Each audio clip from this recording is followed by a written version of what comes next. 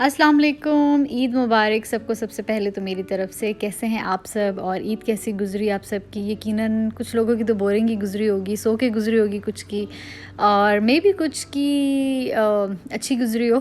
खैर यहाँ पर मैं आज आप लोगों से अपना ईद व्लॉग शेयर कर रही हूँ। तो ये है जी चांद रात, जहाँ पर मैं पहले से तैयारी कर रही हूँ सुबह के लिए। तो ये सेवइयाँ बन रही हैं, साथ में मीठे चावलों के लिए चावल बॉयल हो रहे हैं।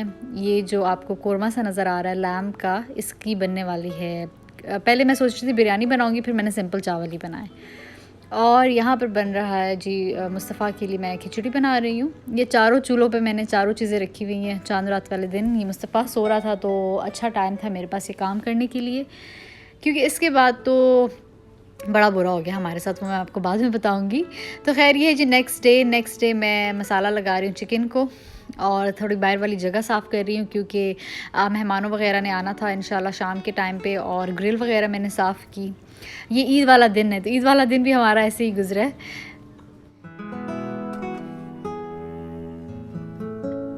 ये मटन के चावल बन गए हैं, इसको दम पे लगाया हुआ। वकार सैलेड बना रहे हैं, साथ साथ खा क्या रहे हो? हाँ, ये सैलेड बन रहा है अभी। हमारे घर कुछ गेस्ट्स आने वाले हैं इंशाल्लाह, तो उसी की तैयारी चल रही है। मैंने अभी ये रायता बनाया, और इसके बाद एक मीठा बनाने वाली हूँ एक और, क्योंकि बंदे थोड़े ज़्यादा लग रहे हैं तो सेवियाँ जो है ना वो पूरी नहीं पड़ेंगी शायद।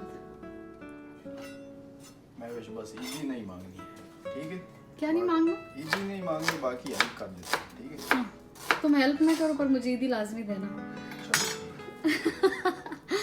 मैं मर जाऊँ मैं ईदी ना छोड़ूं, मैं अपनी ईदी किसी को नहीं देती। हाँ, तो मुस्तफ़ा के चक्कर में भी इस दफ़ा के मुस्तफ़ा को भी तुम लोग दो और वो भी मैं लूँ डबल। ये तो मेरा पूरा साल का खर्चा है ऑनलाइन चीज़ों का। मैं आप लोगों को अपनी ईदी भी दिखाऊंगी, ठीक है ना? ये भाई हजरात, अकलौती बहन होने का फ़ायदा उठा रही हूँ मैं फ़िलहाल जब तक हूँ। मेरी की ड्रेसिंग बनने वाली है, जो कि मैंने इसको बताई है। आप लोगों ने मेरी पुरानी रेसिपीज़ में देखी होगी। कहीं ये ना कह कि ये मेरी रेसिपी है, तो मैंने कहा बता दो। मेरी इधर नहीं है ना, मेरी तो उधर पड़ी हुई है चीज़, पिज़्ज़ा पे। ओ वैसे मैंने तुम्हारी दाढ़ी अभी देखी है, तुमने कब काटी है? मैंने तो अच्छा है काटी है, कल जंगल लग रहा था पूरा ऐसे गुच्चड़ मुच्चड़ वाला। वो आटा घुसता है ना, पिज़्ज़े को यूं करो तो आटा से रख जाता है दाढ़ी। अच्छा, वैसे दाढ़ी रखना बहुत अच्छी बात है, सवाब की बात है। ये नीचे वो भी पड़ा हुआ है, हटो इसको खोलो। ये कट वो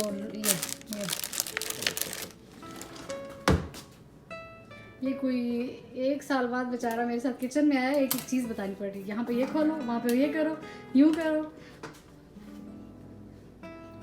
लेकिन ये कि जिस दिन हमारे घर गेस्ट आते हैं तो ये मेरा राइट हैंड होता है। बर्तन तक धो के साइड पर करता हूँ। हाँ, फिर हर चीज़ कर देता है, हर चीज़। तो ये मेरी छोटी बहन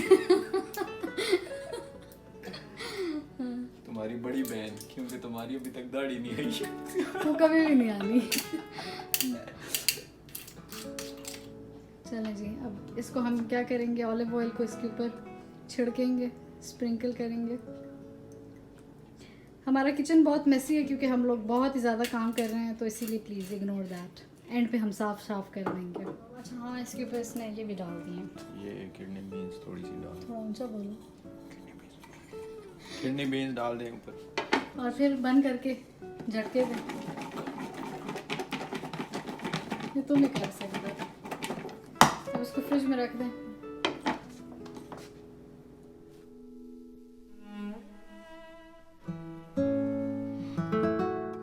और ये चांद रात वाली रात हमें मुस्तफ़ा को इमरजेंसी में हॉस्पिटल लेके जाना पड़ा, क्योंकि इसके दांत निकल रहे हैं, जिसकी वजह से इसको बहुत ही ज़्यादा हाई टेम्परेचर था। इसको आप देख सकते हैं कितना निठाल है, और मेरा पूरी रात का जगराता निकला हुआ था। फिर सुबह भी ये रोता रहा, तो मैं और मुस्तफ़ा तो तकरीबन दोपहर को 2 बजे उठे ईद वाली दिन। और ये अच्छा था कि लकीली हम लोगों ने जो गेस्ट्स को इनवाइट किया था वो रात का टाइम था, वरना सुबह अगर हम लोगों ने उनको इनवाइट किया होता तो मेरे साथ तो बहुत ही बुरा होने वाला था। लेकिन शुक्र है पहले से ही मैंने अपने ससुर से कहा था कि हम रात को इनवाइट करेंगे, क्योंकि रात को ज़रा बाहर बैठने का मज़ा आता है, लाइट्स वगैरह होती हैं, फिर बारबेक्यू का भी रात को मज़ा आता है।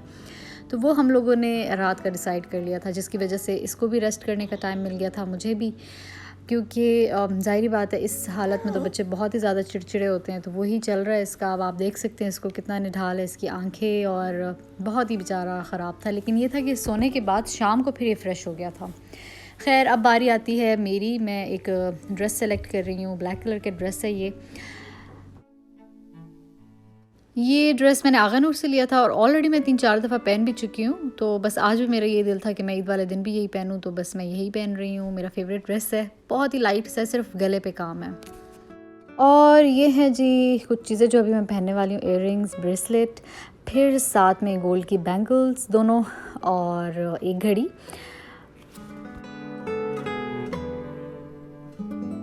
और ये है जी यूफोरिया बाय कैल्विन क्लाइन। बहुत ही ज़बरदस्त परफ्यूम है। अगर आप लोग किसी अच्छी परफ्यूम की रिकमेंडेशन चाहते हैं तो मैं ये रिकमेंड करूँगी, बहुत ही ज़बरदस्त है।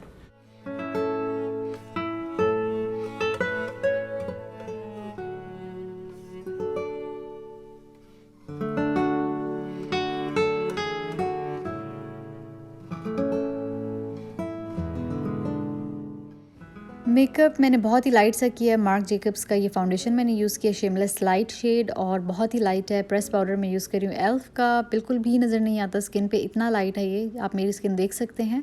और आईब्रोज़ मैं जस्ट फिलिंग कर रही हूँ क्योंकि मैंने कभी बनवाई नहीं है, जस्ट आउटलाइन दे रही हूँ ताकि ज़रा नीट लुक आए। और आंखें आप मेरी देख सकते हैं कितनी लाल हुई हुई हैं ना सोने की वजह से। तो आई शेड जो मैं अप्लाई करने वाली हूँ, प्रो ग्लो टू गो जो पैलेट है, आर्टिस्ट का मिनी पैलेट है, उसका मैं शेड बर्स्ट यूज़ कर रही हूँ। जस्ट ब्रश से लगा के हाथों से उंगली से यूँ मलूँगी और बस हो गया। इसके बाद लगेगा जी विंग्ड आईलाइनर, जिसके लिए मैं बहुत मशहूर थी। अपने हॉस्टल में अपनी फ्रेंड्स को लगा के देती थी, फिर अपनी बहनों पे मैंने बहुत ट्राई किया, और शुरू से ही मुझे आईलाइनर बहुत ही अच्छा लगाने आता है। अभी बस मैं जल्दी जल्दी में तैयार हो रही हूँ क्योंकि मुस्तफ़ा सोया हुआ था, तो मैंने कहा बस जल्दी जल्दी तैयार हो जाऊँ। मस्कारा मैं मेबेलिन का यूज़ कर रही हूँ जो कि ड्राई हो चुका है ऑलमोस्ट, मुझे याद ही नहीं रहा लेना, लेकिन अब इंशाल्लाह लूँगी। और ब्लश मैं यूज़ कर रही हूँ रेवोल्यूशन पैलेट में, 3-4 शेड्स मैंने इकट्ठे मिक्स किए हैं। और फिर हल्की सी लिपस्टिक लगाई, अच्छे से जूते सेलेक्ट किए। जूते मैंने मेट्रो से लिए थे, पाकिस्तान में शादी के टाइम पे लिए थे, और मुझे बहुत ही पसंद है ये, बहुत ही अच्छे से बहुत सारे कपड़ों के साथ मैच भी हो जाते हैं। तो आज मैंने ब्लैक ड्रेस के साथ ये रेड जूता मैच किया, और ये है जी मेरी ओवरऑल लुक।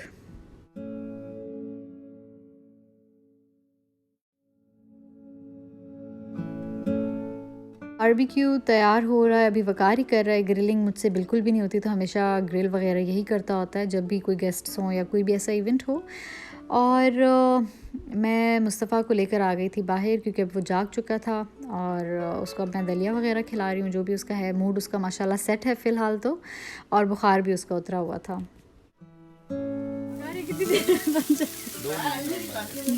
बस इसको थोड़ी सी देर रह गई, और उसके बाद फिर छोटे छोटे चिकन के मीडियम पीसेस हैं, फिर हम वो करेंगे और फिर हम खाएंगे इंशाल्लाह। बल्कि वो चिकन वही पड़ा हुआ है ना, ये पड़ा हुआ हाँ ये चिकन पड़ा हुआ है। इन केस कम नहीं होना चाहिए, ज़्यादा की खैर है, because we have guest here सो।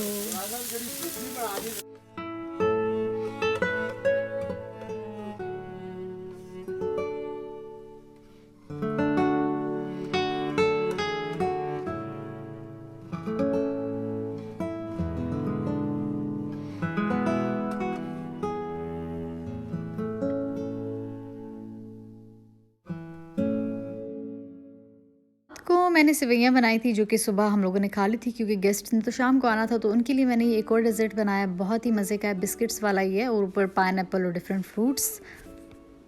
छोटी छोटी बोटियाँ हो रही हैं।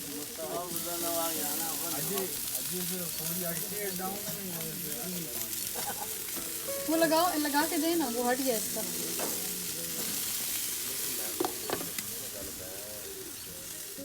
नान भी मैंने कुछ गर्म कर दिए थे इन केस किसी ने तिक्के के साथ खाने हो। वैसे तो चावल मैंने बनाए हुए थे लेकिन फिर भी। और तिक्के ये छोटे छोटे वाले तिक्के हैं, और वो बड़े लेग पीसेस थे, वो हमारे रेडी हो चुके हैं। अब चीज़ें बस लगा रहे हैं टेबल पे क्योंकि इट्स टाइम टू ईट।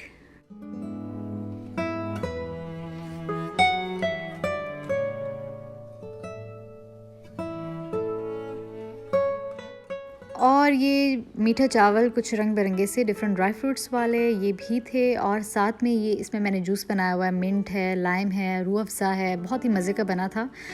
और बस अब हम कहवा पी रहे हैं, तकरीबन रात के 2 बज चुके हैं, और ये लोग तो बिल्कुल भी बोर नहीं हो रहे थे गपशप लगा लगा के, लेकिन मैं और मुस्तफ़ा थक चुके थे। और बस ये हमारा डे 1 था जो कि ख़त्म हो गया। फिर आ जाता है हमारा डे 2।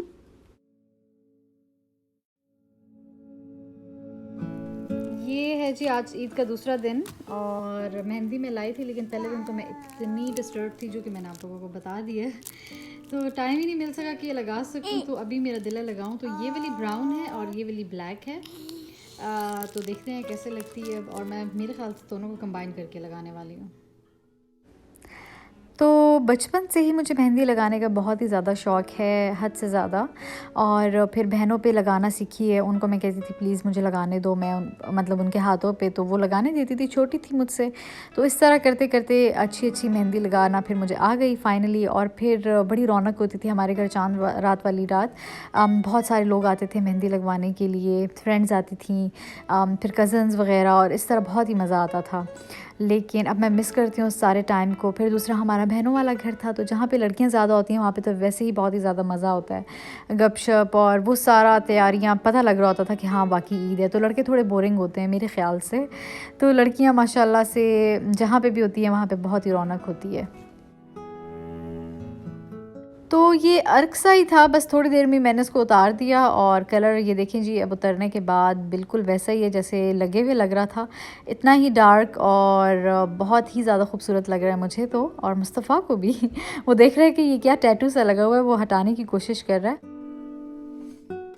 तो ये थी जी मेरी मेहंदी जो कि मैंने आज लगाई, मतलब दूसरे दिन फारिग ही बैठी हुई थी, क्योंकि आज का तो दिन बिल्कुल नॉर्मल दिनों की तरह ही था, कोई काम नहीं था करने को, बस सिर्फ मुस्तफ़ा को टाइम दे रही थी क्योंकि वो थोड़ा सा चिड़चिड़ा सा हुआ है, तो बस यही चल रहा है। अभी मुझे मेरे भाई की कॉल आई है कि उसने दराज में ईदी रखी हुई है, तो वो मैं निकाल लूँ। फाइनली एक बंदे ने शुक्र दे दिए, ज़्यादा तंग नहीं किया मुझे। ये रही। वैसे तो मुझे सारे इतना तंग करते हैं, मांगनी पड़ती है बार बार बार। और ये कुछ ईदी है जो कि मेरे कल जो गेस्ट्स आए थे उन्होंने दी है, और अंसारों को भी मैं इकट्ठा रखती हूँ। ये इन दराज़ों में तो बस मेरी चीज़ें पड़ी हुई होती हैं, सबको पता होता है। तो ये होता है जी अकलौते होने का भरपूर फ़ायदा उठाना। अभी 3 बंदे घर के रहते हैं, मेरे हस्बैंड, मेरे ससुर और साथ में मेरा एक अदद छोटा भाई। तो उनको भी मैंने बख्शना तो नहीं है। अगर वो ये सोच रहे हैं कि चलो ईद का दिन गुजर गया तो रहने देंगे, लेकिन मैं बिल्कुल भी नहीं रहने दूँगी। वो मैं इंशाल्लाह जब ये लोग आज रात को आएंगे तो इनसे लूँगी।